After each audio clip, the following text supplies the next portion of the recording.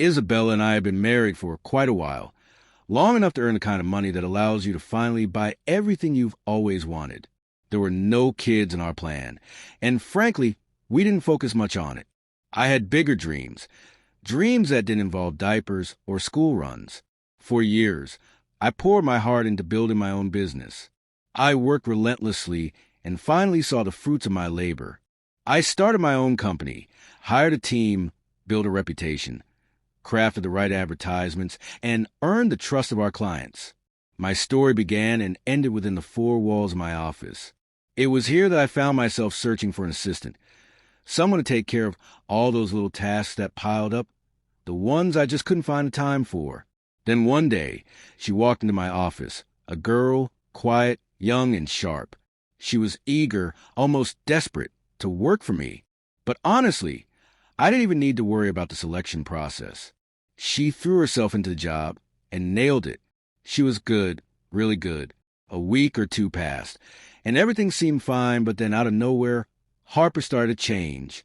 In front of others, she was still that sweet, professional assistant, but when we were alone, it was like a switch flipped. She became bold, flirty. She'd throw me looks that made me uncomfortable, touch me in ways that felt a little too familiar, and shower me with compliments that seemed more like attempts to get my attention. The tipping point came one day when she leaned in close, as if she was going to kiss me. I managed to dodge it just in time, but my patience had run dry. "Listen," I said, trying to stay calm but failing. "I've kept quiet for a while now. I saw what was happening. Thought maybe it was nothing, but this is too much. I'm married, and I'm not interested in anything more than a professional relationship here. No offense, but if this continues, I'll have no choice but to let you go. I don't want to lose a good employee, but I need to make myself clear. I hope you understand." She lowered her gaze, nodded without saying a word, and returned to her desk, looking like nothing had happened. Another week passed. Everything seemed normal again, and I almost forgot the whole incident. But then, as if on cue, it all started up once more. The looks, the flirtation. She practically threw herself at me, making every interaction feel like a game. That was it. I couldn't take it anymore. The line had been crossed for the second time, and now there was no turning back. It was a shame, really, but I faxed her my resignation letter. I didn't even feel like telling her face to face. The moment she saw it, the girl rushed toward me, tears streaming down her face, begging me not to let her go. "I won't stand for this kind of behavior in my team anymore," I said, trying to keep my cool. "I'm sorry, but I'd rather hire someone who values their job more than whatever is you're thinking. The decision is final." She flinched and took a step toward me, but then stopped. Her head dropped, and she looked down at the floor. "Please, I'm begging you. I really love my job. I need it. Take back your resignation letter. I didn't want to cause you any trouble. Trust me.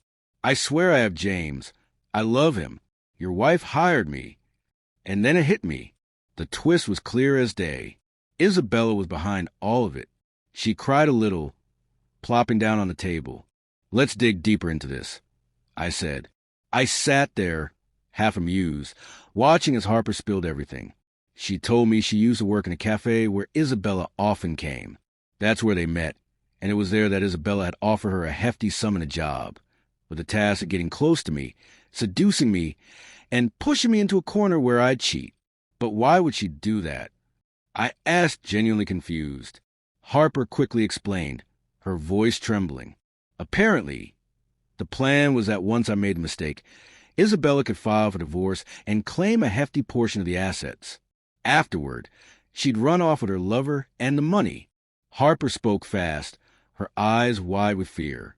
I almost felt a little sorry for her. But at the same time, it was all becoming crystal clear. The whole thing was one big scheme, masterminded by Isabella. "Calm down," I reassured her. "I'm not going to betray you. You won't lose your job for telling me the truth. Don't worry about it anymore. I'll handle everything. Now get back to work." In the end, the girl was relieved. She became my trusted confidant and worked with me for many years after that. But what about my faithful Isabella? On the very same day, I called a notary and discreetly transferred everything registered in my name, everything I owned, at a symbolic price to my close friends, keeping it all hidden from Isabella, just as Harper predicted. Isabella filed for divorce, and before long, I was summoned to court. I couldn't help but feel a sense of triumph when I saw the expression on her face in front of the notary, who had no sympathy for her and coldly read out the papers and contracts that were not in my name or hers.